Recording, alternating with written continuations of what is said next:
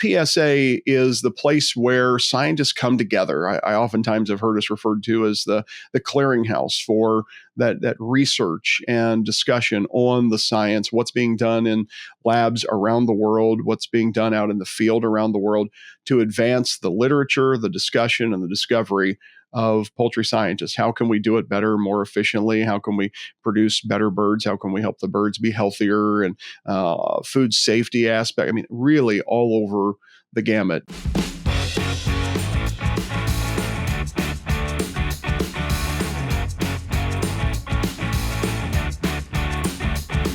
Hello, everyone. I'm Doug Corvin. I'm one of the hosts of the Poultry Podcast Show. Welcome to our latest installment. If you find this interview interesting, please let us know by visiting our website at wisenetics.com. You can also learn more about our other podcast segments covering poultry, swine, dairy, beef, feed milling, and pet food. And of course, you can feel free to recommend a new guest for us as well. Our guest today is Mr. Andy Vance, and Andy is the Executive Director of the Poultry Science Association. Welcome to the program, Andy. Howdy, Professor. It's good to be with you, and really appreciate the opportunity to talk about PSA with your audience. Yeah, it's a pleasure to have you here, and it's a bit of a role reversal because the first time I met you was virtually in 2020 during COVID when you coordinated the symposium recordings for the Poultry Science Association virtual annual meeting. Yeah, I'm not used to being on this side of the microphone very often. Before I joined PSA, I spent more than 20 years in agribusiness media. So, people always chuckle about the microphone that I use when we're on Zoom calls and so on. I'm far more comfortable on your side of the desk, but it was gracious of you to invite me. So hopefully I won't let the side down too badly with the little role reversal. Oh, I'm sure it will go well. So you mentioned your role in farm media, but can you talk a little bit about your career path prior to joining the Poultry Science Association? Yeah, it was a really interesting, journey, I guess, to get from where I thought I would be 25 years ago to being an association executive and a professional scientific society today. And I suppose that's probably not dissimilar to a lot of people when they look back on their careers, the number of things that you thought you would do when you were a young person and the things you actually ended up doing can be very, very different lists. I was a farm kid who grew up in Southern Ohio on a pretty typical small farm. We had a little of this, a little of that, grew up around livestock. We had broilers that we raised on the farm. We had cows. That was really my passion. I was into purebred beef cattle. The shorthorn breed was one I was particularly fond of, and raised a handful of cows and some calves that we showed at the county fair and that sort of thing. When I went off to school, because of my experience as a young high school agriculture education student, I wanted to become a high school agriculture teacher. That was my great ambition as a young man going off to undergraduate studies at The Ohio State University. But as it turned out, the end of that freshman year at Ohio State, I had the opportunity to intern at an agricultural radio news network. And the bug, particularly the radio bug in particular, bit me pretty hard.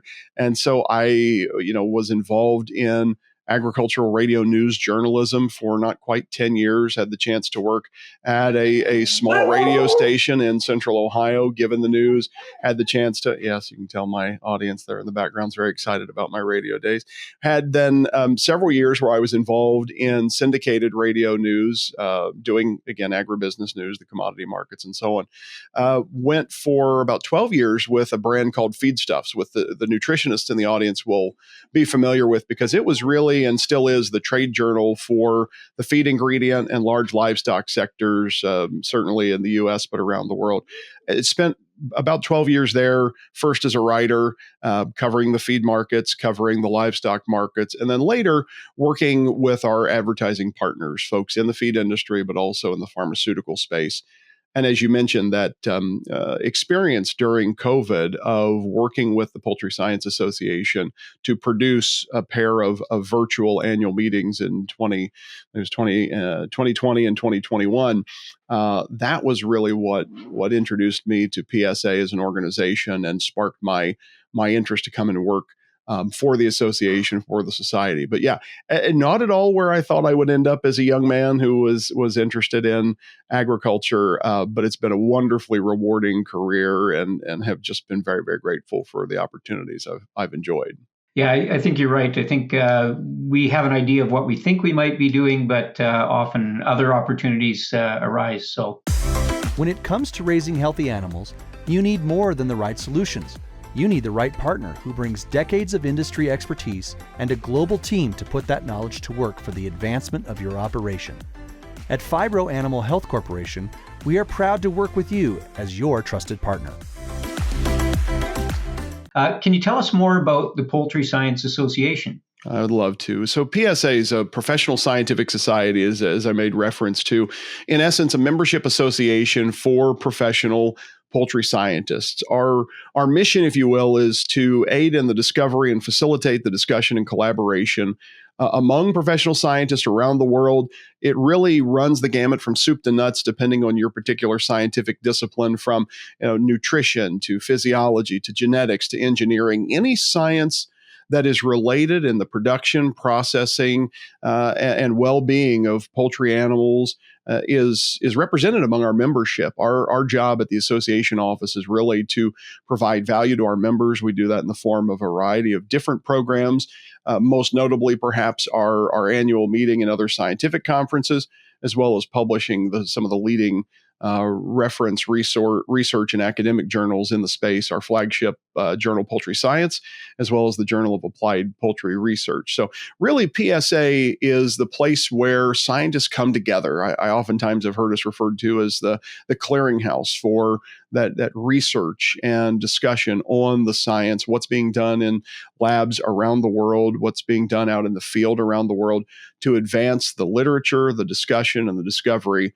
of poultry scientists. How can we do it better, more efficiently? How can we produce better birds? How can we help the birds be healthier? And food safety aspect. I mean, really all over the gamut. It's a really fascinating community of really brilliant people trying to make the world a better place through better chickens and ducks and geese and poultry and turkeys. I mean, really is a very diverse organization.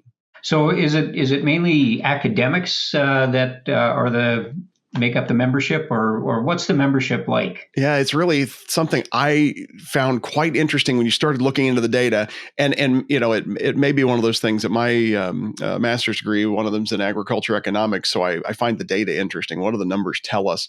And that was one of the first things I did when I joined was I went to our membership chief, Rebecca Smith, and I said, hey, could you give me some data? I want to learn more about who our people are. What is it that they do? Where are they employed? So you have one big chunk of membership that are our graduate students. So right now, out of more than 1,800 members, roughly 700 of those are graduate students. And I should say students generally. We do have a number of undergraduate students who are engaged, but primarily we would think of master's and PhD students who are really working on careers in research and practical science. When we look at the professional members, the rest of them who aren't graduate students, it is evenly split. It's almost 45%, 45% industry and academia. And then that balance, that 10%, is folks who are employed at USDA or other allied professions that maybe don't fit neatly into either the industry or academic bucket. If you look at our board of directors, for example, you have folks who are university faculty, and even within that, again, a wide range. Folks who are extension professionals, like our past president, Brian Fairchild. Folks who are research appointments are focusing, pretty much primarily on their lab work. I think about, a guy like Tom Porter is one of our past presidents as well. Tom, as one of the great research programs in the industry, is just turning out a ton of work. Then you have folks who, maybe are more focused on the applied science rather than the basic research. But we also have all these wonderful industry professionals. I'll think of Karen Christensen, one of our colleagues on the board of directors, who's at Tyson Foods working in animal welfare. So it is a really good balance between industry and academia.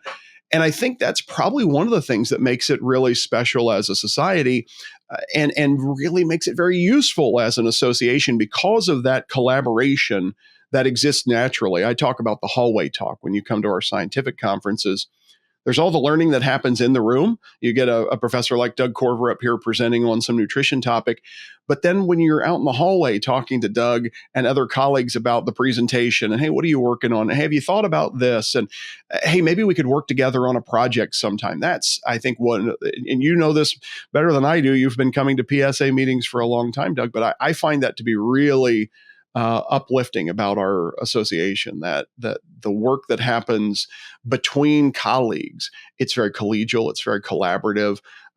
Folks really do just want to make the world, the industry, a better place through whatever their particular area of expertise is, and they work together to do it. And they're kind of happy to see one another succeed because the rising tide lifts all boats, and they do it by working together and collaborating, whether it's industry, academia, or whatever your particular discipline happens to be. Yeah, I think you've got it exactly right. It's those often informal discussions or introductions that are made in the hallway or that are made at the barbecue or the social events or coffee breaks.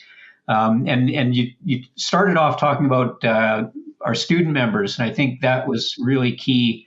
And I think back to my days as a graduate student, going to my first few Poultry Science Association meetings, and just everybody was more than happy to talk to a brand new master's student. And there's just a real sense of collegiality and mentorship. And so that's been something that I've personally really enjoyed being part of the Poultry Science Association. Well, I think PSA, I say we're special in that regard. And when I first came on board, and I had been to a couple PSA meetings as a journalist, but when I started attending as a staff member, you started to see more and more of that. I think for folks who are listening who are not, poultry scientists per se, find what your association is, because that's one of the powers of associations. And sometimes, it's I won't say a generational thing as in age, but as society has advanced, I remember the great book Bowling Alone, where it talked about how, my parents and grandparents' generations, they were great joiners, that greatest generation coming out of the war.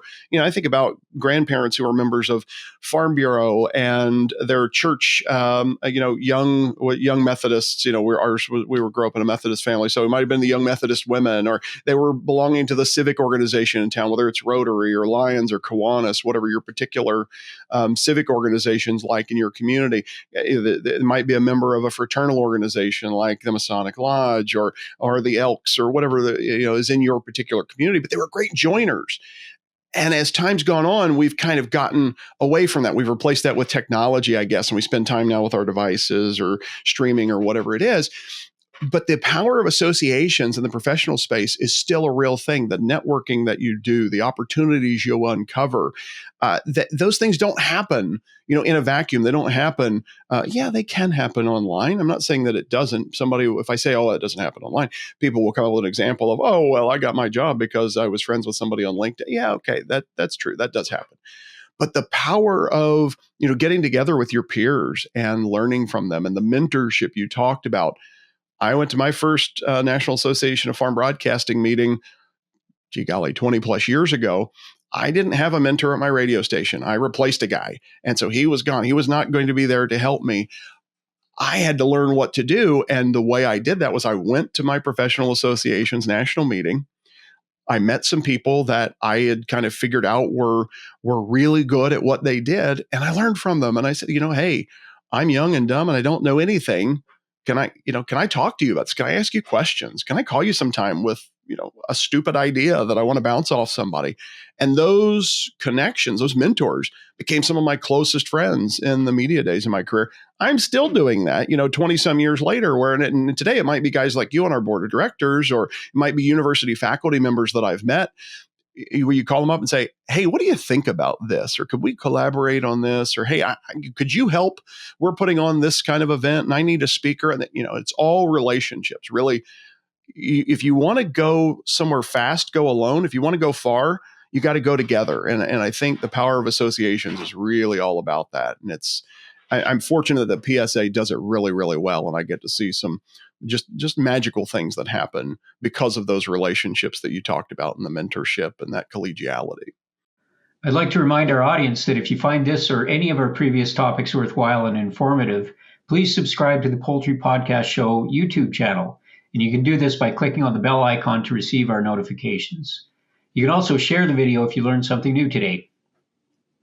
So Andy, let's talk a little bit about your role as Executive Director of PSA. What do you do on a daily basis, or what keeps you busy? I always love this question because I think about my wife. I refer to her as the stunning Mrs. Vance, and she works in real estate management. And if you ask her, oh, what do you do? And she'll say, I do a lot of paperwork. And it always makes me chuckle because she's just the most practical woman I've ever met. What I do at the executive director position at PSA is really, I think, very strategic in nature. There's one person, and our former executive director, Steve Koenig, who has become a mentor to me in this role, as this is my first rodeo as an association executive, so to speak. But Steve said to me one time, he said, Andy, what you have to understand is there is one person in the organization whose job is to have the 30,000 foot long range view of the organization. Yeah, you have a board of directors, but they're there for a limited amount of time. The Constitution sets the number of years that you will be on that board. If you're the president of the association, we just had, your fellow Canadian, Martin Zudoff, ascend to our presidency. Martin will have 1 year as chairman of the board, so to speak, as president. So you have a limited number of things. And the two presidents I've worked for so far, Brian Fairchild and Tom Porter, have each accomplished a lot during their tenure. But if you ask them, they would both, I think, tend to minimize their accomplishments per se, because there were more things they wanted to do that they didn't get to. They had very successful tenures. They were very good presidents of our association. But I know in both cases, there were things maybe they thought, oh, I would do this or I'd do that. And instead I did this and I did that. Just kind of like we were talking about your career earlier. You think you're going to do one thing and you do another. So what Dr. Koenig said to me was, he says, the president has this short period of time. The board has this short period of time. The ED has to therefore be the person who's looking down the line and advising the board and working with them hand in hand to say, hey, here's where we're going as an association. Here are the trends that are influencing our work. Here's where we're going from a strategic plan standpoint, because we work on, strategic plans of 3, 4, or 5 years at a time. So helping that continuity from one board of directors to the next as folks cycle on and off. But also a big part of the job then is to convey that to the staff as well. So you're helping, as an advisor and as a partner of the board of directors, and especially the president of the board. But you're also then trying to be that coach and that guide for the staff who really do the work of the organization. It really is a really delightful team, a wonderful team of individuals. And you referenced my first exposure to PSA, being back to those virtual annual meetings. And working with volunteer leaders like you, which you and I worked on, like the Informal Nutrition Symposium, some of the others that you were chairing. But I was also working really closely with John Cole, our director of operations, and Rebecca Smith, who was our meeting planner on staff. And I was so taken with and impressed with the staff members and how good they were, that when the opportunity came to join the staff, I couldn't run fast enough, because I said, these are the kind of people I want to work with. They know how to do their job. They're so passionate about the association. They're incredibly competent in their particular area of expertise. I want to be a part of that. So what I really try to do on a day-to-day basis is make sure they have the tools and resources they need to succeed in their jobs, and then to help them, see that bigger picture, to be able to say, okay, I might be the meeting person, but here's what's happening over in our journals business. Here's what's happening with our member services. Here's what's happening with our scientific programming. On the other hand, our journals, if you're the person that only works on the journals, to be able to see how does the work of the journals play into what we're doing with meetings and our awards that we offer to members and the value that members get out of affiliating with the association. So trying to basically be that nexus, if you will, that brings all of the other threads together to help people see kind of the whole big picture of the organization and how we're moving the ball down the field. Yeah, and having just come through the annual meeting at the time of the recording, we're 2 weeks out from the annual meeting that was held in Louisville, and I can echo the staff was just amazing and put on a really good conference. And I think that our membership really benefit from the quality of the program that's put on, and just the competence and care to detail that the staff has. So congratulations to you and your staff. Yeah, they really do the work. I want to reflect all the glory and accolades. I'm grateful for the thanks for my part of it, but it's really the gratitude. I would say, it's kind of like when you're a parent, and being a daddy is the best thing I've ever done. So whenever somebody compliments you on your child, and it's you get that joy of yeah, they're amazing. And, you kind of minimize your own involvement in that, even though obviously you're involved in the life. It's the same thing here. Like, I'm just proud as punch of our staff because they're so good. And for most of the things that, happen that are really wonderful at PSA, I can truthfully say, I didn't do it. You can say Rebecca did it. She was amazing. Sydney, who runs our financial operations, she's amazing. I'd say Lindsay Johnson, our new director of communications, she's amazing. And so when people come up and talk about how great the staff is, I can wholeheartedly agree because I get to see it every day. They're really incredible at what they do. And that, is one of those things that you can take as a leader, can take great pride in your people. And you hope that what you bring to the table is facilitating them finding their greatness and helping them see like, hey, here's what you're doing.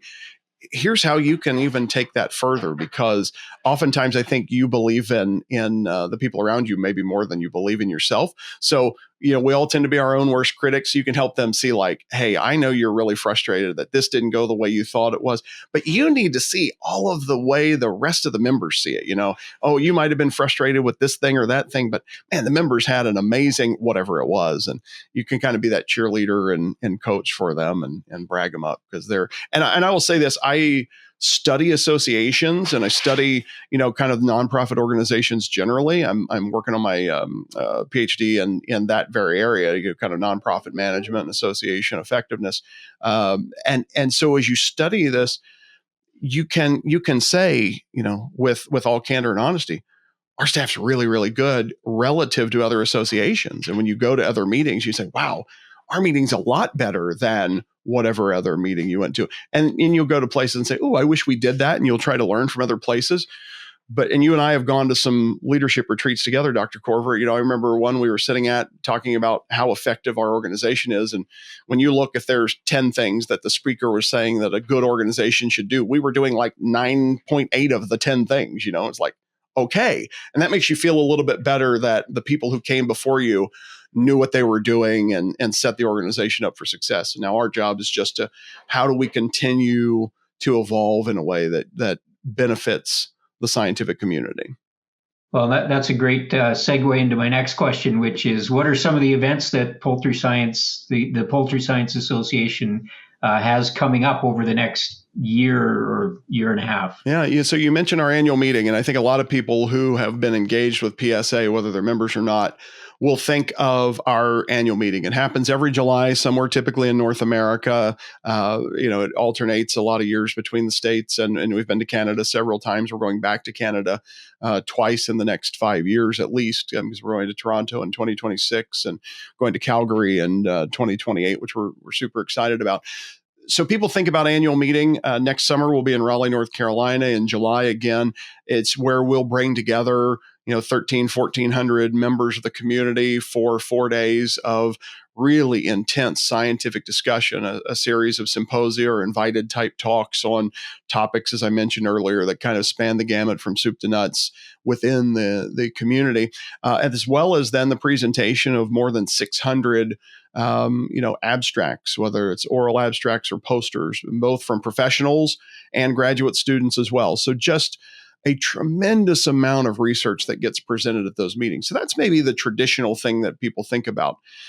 And at the same time, we are in this tremendous growth phase right now in terms of the number of meetings and events that we offer to our members and to the broader scientific community. For example, this October, we'll be hosting our 4th Latin American Scientific Conference. The association launched its first LATAM conference in 2016. We hold it every 2 years. There was a brief hiatus in there for COVID, as there were for many things. So we'll be back in Iguazú Falls, Brazil, which is right on the border between Brazil and Argentina, one of the most beautiful places on earth.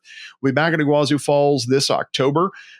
Would highly encourage folks to attend, because this is going to be one of our biggest scientific programs at the Latin America Conference yet. We had something like a 20% increase in the number of abstracts submitted to this year's conference. We'll have, I think, 9 symposia presented over the course of the 3-day meeting. So just a tremendous amount of science that will be presented there. And, what's not to love about going and spending a week in Brazil in this beautiful climate in October? It's going to be absolutely stunning there in October. Looking forward to that. About 2 weeks after we get back from Brazil, we will host our inaugural professional development conference. And this is something I want to, commend our board and the leadership of the PSA Foundation for helping start. As we're sitting around, doing doing a strategic planning discussion, we're talking about, okay, how can we continue to add even more value to our members? And one of the things we talked about is we do this tremendous job at our annual meeting of providing opportunities for scientific discussion. We could do more in offering opportunities for you as a scientist to sharpen your skills outside your technical discipline. So, we might help you become a better nutritionist through our scientific programming at the conference, at the meeting. But how are we helping you, to navigate your career, to figure out what are the soft skills, so to speak, that you need to advance, whether it's on the faculty side or in industry? Can we help you become a better writer? Can we help you become a better leader? Can we help you navigate promotion and tenure? Can we help you figure out how to deal with conflict on your teams if you're on the industry side of things and dealing with sales teams and technical teams and so on and so forth? And so we created this professional development conference. It'll be 2 days, October 28th and 29th in Columbus, Ohio. Registration just opened at the time we were recording, so I'd encourage you to go. We're going to have a relatively small, intimate conference. We have about 200 members. So, as they say, space is limited. Sign up now. I'd highly encourage you to come and do that. Really excited about that program. Mentioned being in this growth phase. Back to the scientific conferences. We're also in the planning phase for our first ever Pacific Rim Scientific Conference. So next October of 2025, we will be hosting a conference in Macau, China. Really excited about that because there is a ton, as you know from your travels, a ton of research happening in the Pacific Rim region, a lot of it specifically in China. And so PSA is an international association. We're going to go to where the science is and host our first conference there in Macau in mid-October of 2025. So stay tuned for that. We'll have more information coming. The dates are already available on our website, poultryscience.org. So if you want to go pencil that into your calendars, and then in the coming months, we'll have information about when the call for symposia goes out, the call for abstracts, so you can present your research at that conference as well. So we're really moving to a place where members and other scientists have a chance to present their research twice a year, one at our annual meeting in July, but then also in October at a meeting that we'll host either in the Southern Hemisphere or in the Pacific Rim region on the other side of the planet. So a lot of growth there. And it's just, all part of our mission to give scientists a chance to present, to learn, and to discuss the science. Yeah, and one of the nice things about Macau is that nationals from a lot of different countries will not need a visa to be able to travel there. So very intentional, because one of the things we discussed, we looked and said, okay, there's all this tremendous research happening in China. I know you've traveled there yourself more than once. For folks from North America, that can be, and folks from the U.S. in particular, that can be a challenge to just navigate the timeline. I think it's the time it takes as much as anything to get a visa approved to go over there. And so that was something we wanted to be, conscientious of. So really, I got to give Tom Porter, who's co-chair of that committee, along with Professor Yang Ning from China. The two of them are just really visionary leaders working on this project together. And Dr. Porter looked and said, okay, what are the countries where someone from China can go without having to do a lot of jumping through bureaucratic hoops on getting a visa? Where can North Americans go? Because we have a tremendous base of membership in the U.S. and Canada. Where can they go without having to jump through a lot of bureaucratic hurdles on getting a visa and so on? And so we narrowed it down to a small list of countries, and really the special administrative regions of China, like Macau and Hong Kong, were very appetizing and very appealing, because it's easy in, easy out for folks on this side of the Pacific and for folks on that side of the Pacific to be able to go. Macau, my first trip to Macau was when we did a site visit over there to visit some of the hotels. Beautiful city. People will often liken it to the Las Vegas of China, which really does a great disservice to Macau. It is an absolutely beautiful city with a ton of history behind it.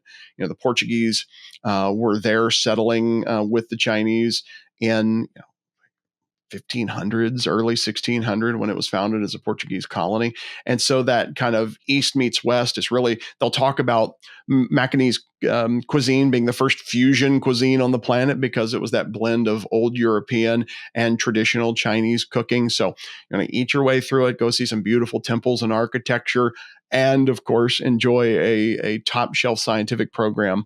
Keep that on your calendars. What about the journals? Of course, that's also an important part of what PSA does. Can you talk about the journals? I can't say enough good things about the journals and our editorial team. I want to give a huge shout out to Poultry Science Editor-in-Chief Mike Kogut, Journal of Applied Poultry Research Editor-in-Chief Dr. Brian Fairchild, and our Managing Editor David Busboom on our staff, because the journals, for a lot of people, and we have a ton of people who are not members of PSA who engage with us regularly through the journals. They've done a study and they've recognized that we have really the premier journal in the poultry space in poultry science, and the premier journal in the applied research space in the Journal of Applied Poultry Research. And so they want to publish their work there. You want to publish in the best possible journal, right? That's important. The most readership, people who are going to read it and find it, and we want to publish work that is worthy of being cited by others. That's going to help us advance the dialogue and the discussion, add to the body of knowledge. And so the editorial team really takes that charge very, very seriously. Seen tremendous growth in our journals coming out of COVID. I think part of it's because the board very wisely about 5 years ago moved into the open access space, which is really transformative for our journals because you can access that science just really immediately. As soon as we can get it, published online, boom, it's accessible. And so you can read it, you can study it, you can figure out how that affects whatever is happening in your lab or in your particular research program. And that was a very, very powerful decision. And yes, scientific publishing is kind of moving that way generally, but there are a number of our peer societies, whether they're in poultry or not, but just our peer societies in science generally, who have been afraid to make that move. Our board was very visionary. We give Steve Koenig as executive director and the board at that era a lot of credit for taking the plunge. It took a lot of bravery to move in that space, and it's really been transformative. So we've seen huge growth in the number of articles submitted and published in poultry science coming out of COVID, and we continue to look at how can we make that science accessible to as many people as possible. We work continuously to make sure that for members, it's still an affordable economic place to publish, even though it has, the highest site score and impact factor of just about any journal in the space, and really try to make sure that above all else, we are providing a vigorous peer review process that is managed efficiently so that the author can feel confident in saying, hey, I'm going to get a decision back very efficiently, in a timely manner, in other words, and that if I get published, I'm going to be able to say with pride that I published in the best journal in the community. And I think our members should be really proud of that they provide that service to the broader scientific community. Yeah, it's been really great to see the growth of the journals, and just as someone involved in poultry science. Natural Biologics is using cutting-edge science to dig deeper into the poultry health challenges you face. By gathering scientific evidence, they identify the most effective combinations of natural ingredients that improve animal health. Visit naturalbiologics.com/poultry to see the newest research in both turkeys and chickens. So we're just about at the end of our time here, but I just wanted to close by asking, what do you do outside of your work with poultry science? And looking over your shoulder, I think I might know the answer. Yeah, you heard my co-pilot earlier decide she wanted to, had her 2 cents worth to the discussion. I mentioned earlier, I think I grew up on this farm in Southern Ohio. I loved beef cattle, and really, if I'd had my druthers when I was an 18-year-old man, I was going to come back home to Hillsboro, Ohio, and raise shorthorn beef cattle with my dad. That was my, the sum total of my ambitions. So the stunning Mrs. Vance likes to say that I got into dogs because we can't keep heifers in town here in suburban Columbus.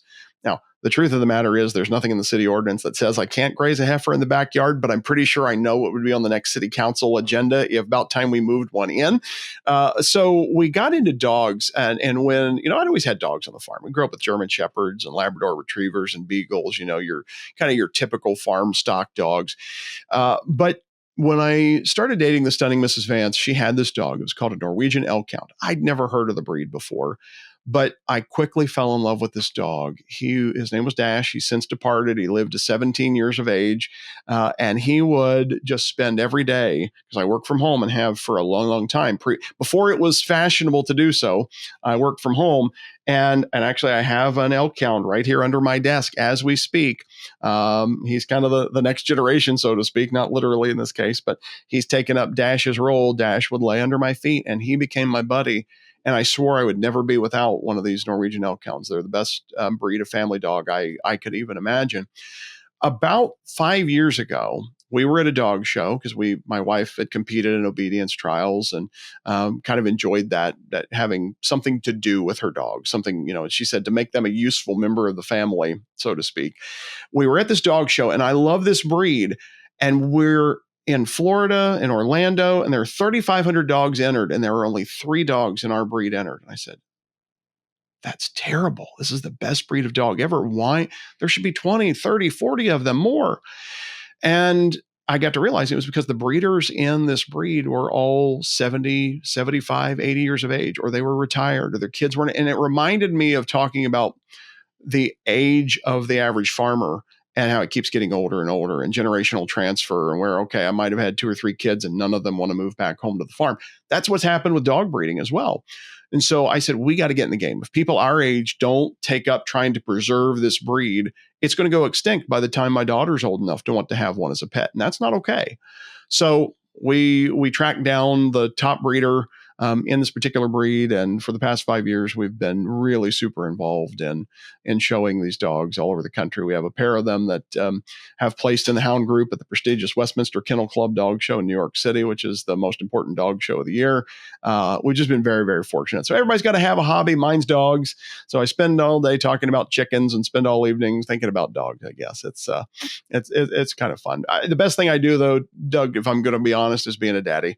I have a daughter. It's 11 years old, going off to 6th grade this fall. And we've been, as you and I are recording this, the Olympics are going on in Paris. And so every night she and I have been watching the Olympics together, and just, I'm reliving the experience I had as a kid watching the Olympics on television with my mom and dad in those days when there were only 3 channels on. So that was the only thing you could watch was the Olympics. Daddy controls the remote, so the only thing my daughter's going to watch for the next 2 weeks are the Olympics, and that's really the best thing in my life. But yeah, dogs and kids, I guess. It's hard to beat. Well, thanks very much, Andy, for joining us. I had a lot of fun with this interview, and thanks again for taking the time. And for our audience, if you enjoyed the interview, please give us a thumbs up on the platform that you're using to view this podcast. I'm Doug Corver, and I'll see you next time on the Poultry Podcast Show.